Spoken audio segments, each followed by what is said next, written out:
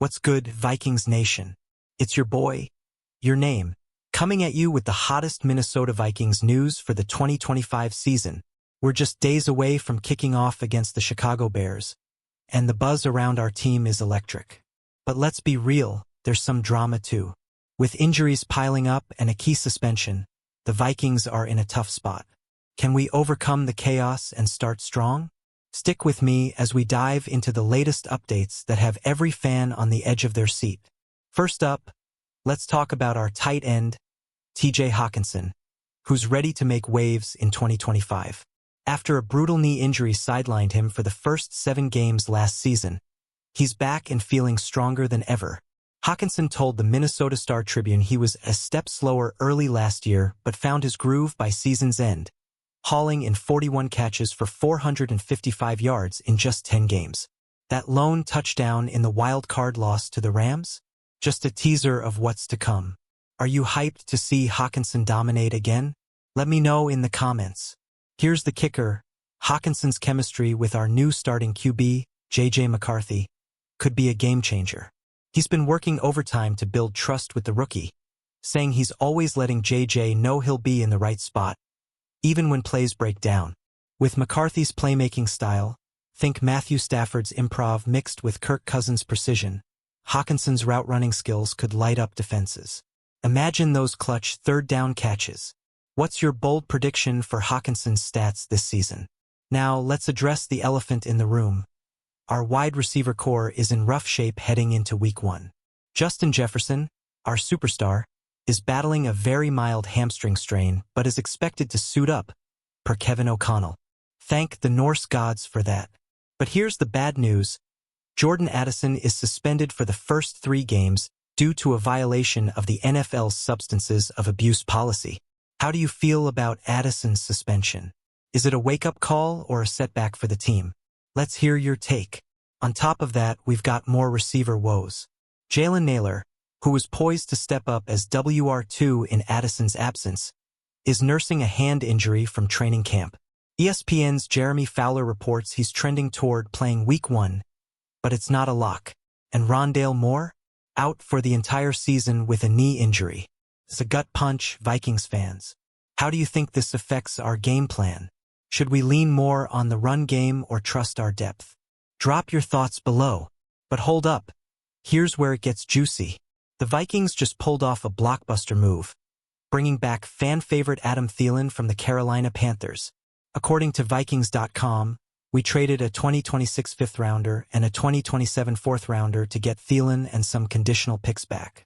Thielen, who caught 70 passes for 716 yards in 2022 with Minnesota, took a $2 million pay cut to make this homecoming happen. Are you pumped to see Thielen back in purple? Share your favorite Thielen memory in the comments. Thielen's return is huge, especially with our receiver room banged up. He knows O'Connell's complex offense inside and out and has been catching passes from J.J. McCarthy during off-season workouts. The Athletic notes that Thielen's reliability could stabilize our offense early, especially with Addison out and Nailor questionable. Picture Thielen and Jefferson tearing it up together again. What's the first play you want to see Thielen run in Week 1? Let's zoom in on J.J. McCarthy, our rookie QB and one of the 2025 team captains, as announced by Coach O'Connell. Hockenson compared him to both Stafford and Cousins, saying J.J.'s got that play-extending magic but also loves timing routes.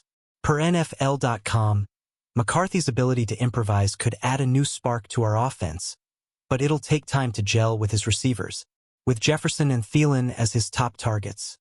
Do you think McCarthy's ready to shine in his debut? Let's debate it. Now, let's talk about the tight end room beyond Hockenson. Josh Oliver, locked in with a spring extension, is a beast as a blocker and a sneaky good receiver. Then there's Ben Urosek, an undrafted rookie who earned the T3 spot over veterans like Nick Vannett, per Vikings.com. With rookie Gavin Bartholomew sidelined by a back injury, Urosek's versatility is a hidden gem. How big of a role do you see for our tight ends in O'Connell's 12 personnel packages? The receiver depth behind Jefferson and Thielen is a bit of a question mark. Ty Felton, Tim Jones, and Miles Price made the initial 53-man roster, largely for their special teams contributions, according to The Athletic. But with Addison out and Naylor iffy, O'Connell might lean on guys like Lucky Jackson from the practice squad. Who's your dark horse to step up at receiver? Drop their name in the comments and let's see who's got the best hunch. Let's not sleep on our defense, though. Safety Theo Jackson is an X-factor for 2025, per Bleacher Report. With Harrison Smith dealing with a personal health matter and Josh Metellus nursing a minor ankle injury, Jackson's got a golden opportunity to shine in Brian Flores' scheme. He's only played 200 defensive snaps in 3 years, but his potential is huge. What's your vibe on our safety group?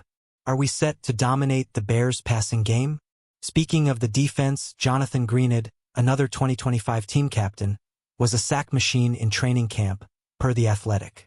With Andrew Van Ginkel's health in question and Dallas Turner's role still evolving, Greenid could be our defensive MVP. Imagine him chasing down Caleb Williams in Week 1. What's the one defensive play you're dying to see against Chicago? Let's get those predictions rolling. The running game is another bright spot. Aaron Jones Sr., also a team captain, and newcomer Jordan Mason are set to lead the charge, with Xavier Scott as the RB3. Vikings.com reports that O'Connell plans to lean heavily on the ground game to support McCarthy early. With C.J. Ham on injured reserve, the run-heavy approach could be key. How many yards do you think Jones and Mason combine for in Week 1? Throw out a number. As we wrap this up, let's look at the big picture. The Vikings are projected at 9.5 wins by oddsmakers, third in the NFC North, per PurplePTSD.com. Despite a 14-3 record in 2024, expectations are tempered with McCarthy's inexperience and our receiver issues. But with O'Connell's play calling and a stacked roster, I'm feeling optimistic. Are you buying the hype or staying cautious? Let's hear it. All right, Vikings Nation. That's the latest on our squad as we gear up for 2025.